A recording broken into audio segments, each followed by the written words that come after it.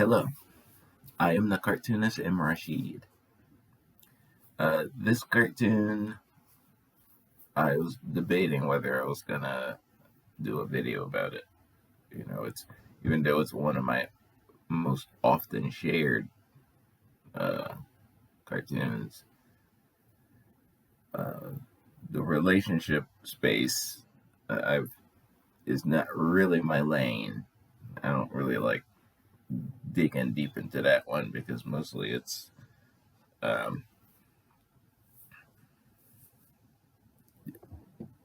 it's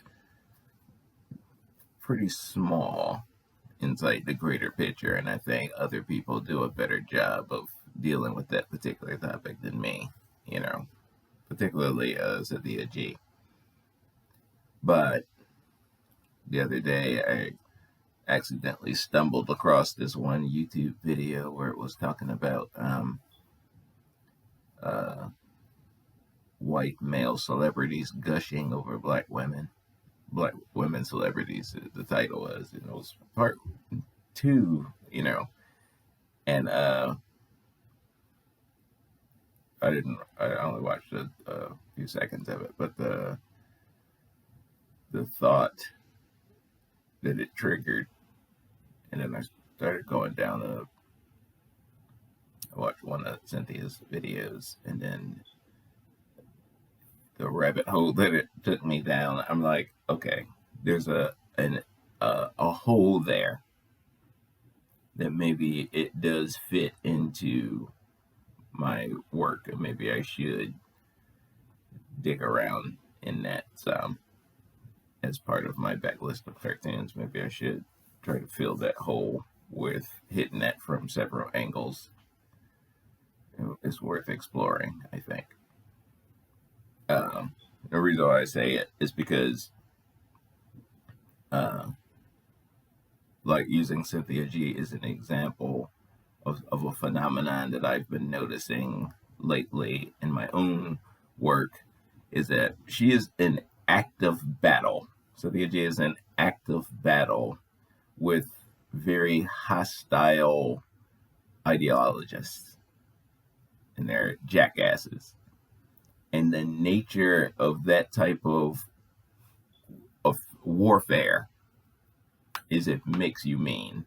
You get mean from being in that space all the time. It takes, you have to consciously commit to being like turning the other cheekish and being like, a certain way when you're dealing with certain people. Not everybody is MLK. Not everybody is Dr. Martin Luther King who could be in that space. Sometimes, people push your buttons and that you will snap off. And if you're not committed to a strict, I'm going to be like, no matter what they say, I'm going to go high. If you're not committed to that, and obviously Cynthia G is not committed to it, and I only play around with being committed to it when old friends be like, stop cussing. And I'm like, all right, maybe for the next 5 minutes. But the under normal circumstances, being in active battle with hostile jackasses makes me mean. I can feel my work getting mean. I can feel me getting mean about it, and I stopped, like when I discovered the 4chan guys and just reading through their stuff, like I've been busy these last couple of days and haven't produced content. But with that, there came an intense fury when I came across one particular thread I saw on 4chan poll. Even though it represented something that I already knew, to see them admitting this out loud infuriated me, and I had to back up. So I took those 2 days to focus on what I was actually that was actually taking up my day in the mundane administrative side of life, and to think about what I read and how it fell on me, and the intensity of my anger. And it was weird to me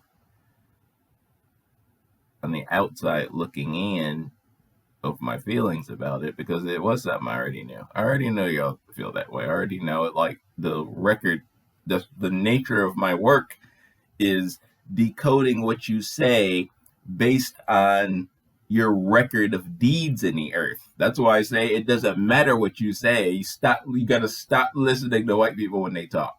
It's what they do that matters. Their rhetoric means nothing at all. I was playing around with a cartoon idea where I want to do a spectrum of white supremacy and put like a particular figure at each point in the spectrum, from the far right to the far left, and show these particular people saying the same anti-Black American, pro-economic exclusion message, but packaged in their own decoded, like they act like they're different, but they're the same.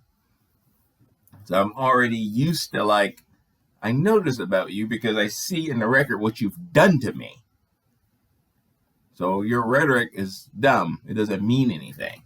I already knew that. But I'm also used to them gaslighting Lee Atwater, encoding it and not saying it out loud.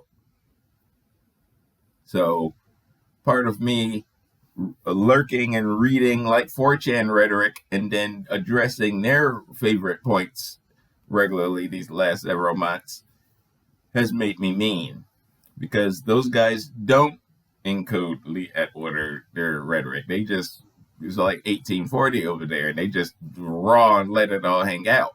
And it pisses me off. You can't deny that, you know. I'm not the type that's just going to be like,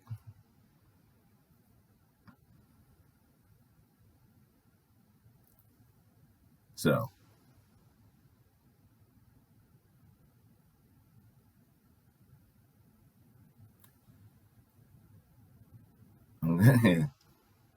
I'm going to get back to that. I'm talking about a very specific thing right now that I'm not going to address directly in this. This one I'm talking about, you know, the relationship thing from a very specific angle. And I'm bringing this other thing up because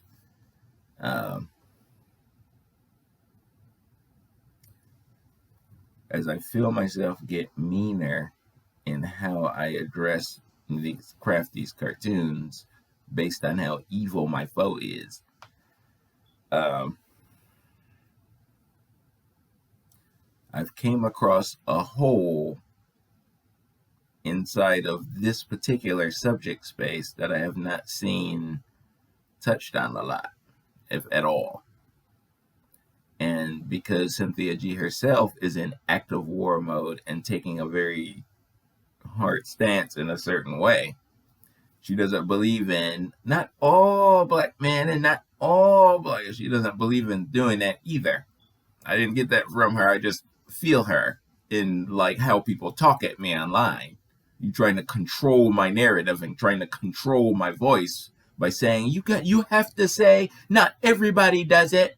So I reject your effort to control me because you're a demon. And no. So because of that, and because I partner with Cynthia G on that, you're making me meaner. You're making me come at it from a particular item because I see you. It doesn't matter what voice or what tone or whatever you're using. I see straight through you into your intention. There's only one reason why a white person would give me advice inside of a place that you don't actually believe in. So, in this particular space, in this particular subject, there's a hole there. Sophia G's not going to feel it because she's in war mode and she's in full FU.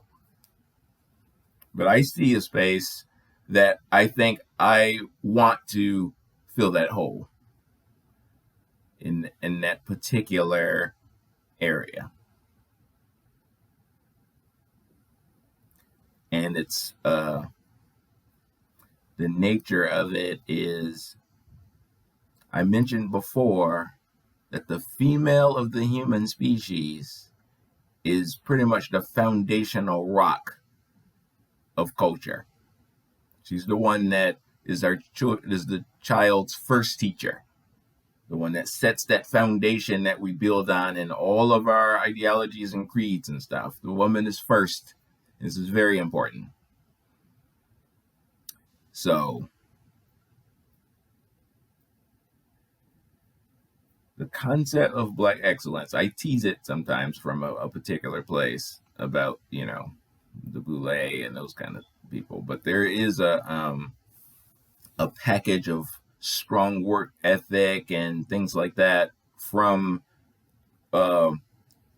groups inside of the Black American former slave class ethnic group. There are people who are like, they've learned this particular excellence way of living in the world, and I'm not talking about the Boule guys, even though I use that rhetoric sometimes to tease them in some of my work, but I'm talking about the real thing. The Black people who have the work ethic, who learn certain stuff, who make sure they pass it on to their kids. Their kids always consistently get good grades, and they like tell them keep their head up and this, and when you go into their house, it's like the concept of turning a house into a home, like the homemaker aspect of the house is of excellence. Those kinds of Black people in the communities, separate from the poor class, who are being preyed upon by industry and stuff and kept poor.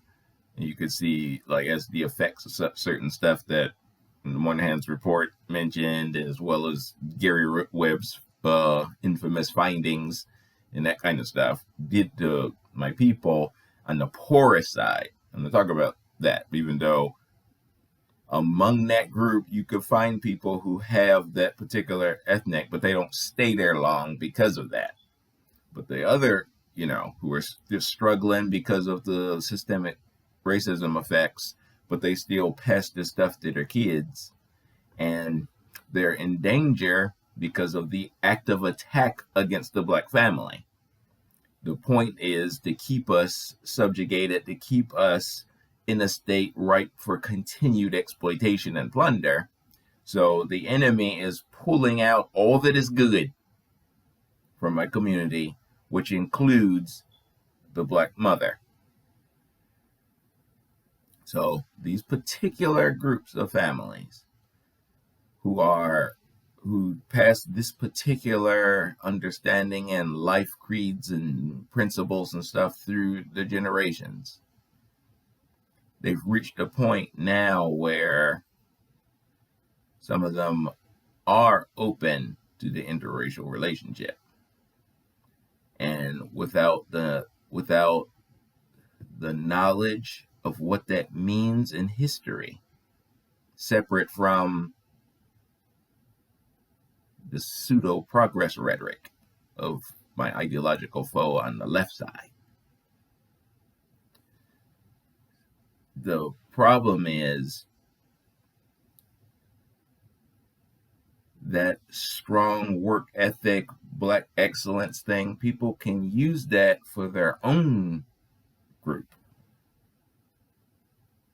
So if I, as a white man, court this Black woman who I see is from this particular type of family, she's going to give these great values to our kids. And now she's not giving them to her ethnic group. Now we're going to pass these along through us. So there's, I could see these high profile interracial relationships in social media as these powerful Black women who are highly accomplished in these particular relationships. And you see how she is with her kids, because she learned these same, I'm not talking about just one particular figure, I'm talking about several, because these highly accomplished Black women, the tops in their fields, had helicopter parents, had parents who were extreme. Are you going to do this? And they like passed this that they got from their excellence model through history, and then got to this point of superstardom, and then were snatched by this white man or this white aristocracy scheme where fully on brand, where they hoard all that is good just for themselves. They're targeting these particular black women to give those skills to their group, because she would otherwise marry a black man and have their kids and give those kids to the black, and then continue the legacy within our own culture. But they like all that is good. You not only have we refused to comply to the Brown versus Board of Education desegregation decision and white flighted, not only have we refused to share the highest quality of education with you, but we're going to take the family creed version of generational excellence from you and add it to ours too. We're going to take your women who have that in their family line from you. So at first I wasn't going to because I already talked about interracial relationships and how that fell in history and stuff from a particular ideological standpoint of the attack of making an interracial relationship a goal of civil rights. Just doing that is a clear attack. Not what they pretended to be. Just saying it is an attack against the black family. You're making it a goal worth dying for to be in an interracial relationship. That all by itself is an attack. But this other thing, the black male being groomed to like lust after, go after white women as his key to access, is one side of that. That's the BS civil rights fake progress aspect of it. This other side is a hoarding of all that is good from white people on brand, and they see something good inside of the legacy, the lineage heritage of black Americans, and they're taking it for themselves when they go after my women. So the mass media propaganda machine is showing particular images, projecting certain things, pretending certain ideas and stuff are true in progress, and grooming these generations to think a certain way so that they think it's okay and even optimal. But meanwhile, both sides of this interracial thing is an attack upon the black family and a diabolical aspect of systemic racism.